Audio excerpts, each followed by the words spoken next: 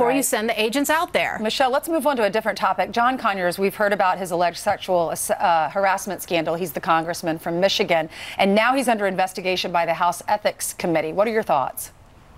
Yeah, the House Ethics Committee is infamous for administering wrist slaps rather than actual spankings and consequences for bad behavior.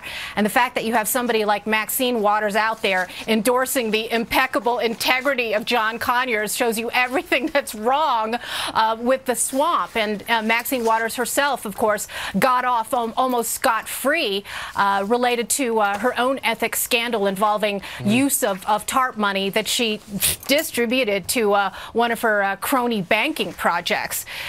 So look, what I have to say about this, and I am somebody who was an intern on Capitol Hill some 25, almost 30 years ago now. God, do I feel old. All right. And the fact that you have the swamp being exposed now as a place where largely a lot of these Democratic leaders were not policing themselves shows you that when they blame Republicans for a war on women, what this really was about was psychological projection. In other words, them projecting their own pathologies within these swamps, whether we're talking about Washington or Hollywood or academia, when they themselves are guilty of so much of this behavior and unleashing this culture of misogyny on America. Do you think Roy Moore should get a pass because Conyers is getting investigation and now Franken has got an apology out there? Should we just say, everyone's guilty, so do your own thing?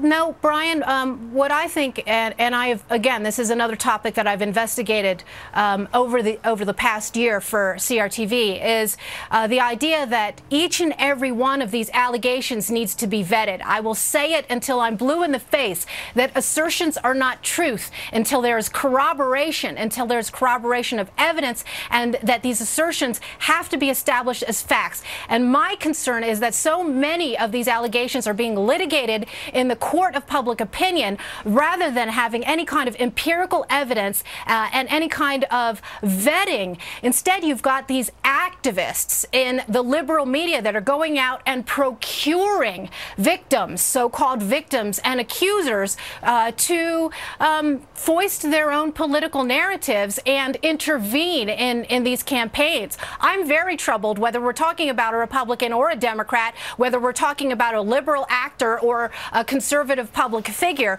when you've got these investigations which can turn into witch hunts and bandwagons of women who, for whatever reason, only come out 15, 20, 30 years later. Here is my advice to young women and girls, and I have been saying this for the 25 years that I have worked in public life. If somebody does something wrong to you, if you are uncomfortable, don't wait to tell. There is nothing worth it for you to be quiet. There's no job that is worth risking for you not to stand up and defend your own integrity and safety. Okay. That is my feminist message. Okay. So you're not saying you don't believe the 9, you're just saying we don't know enough information. Look, you know, unfortunately for the voters of Alabama, they're going to have to make cost-benefit calculations before they're able to undertake their own independent investigations of what's happened. But with particular regard to the Roy Moore case, what we have to remember about how these women came forward at the very last minute after he's been in public life for how many decades is that investigation came from the partisan Washington Post that went out and dug out these victims. And when you've got Gloria Allred doing the Jump the Shark press conference, you've got to take that into consideration when you are evaluating the credibility of these stories. All right, switching gears just for a moment. Tomorrow is Thanksgiving, and historically when we have you on, we ask you who your turkey of the year is. So who is it?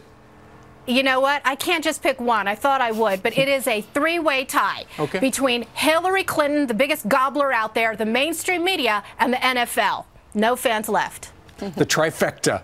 All right. Thanks, Michelle. Have a great Thanksgiving. You bet. Thank you. All right. Meet, what do you think about that? Email us.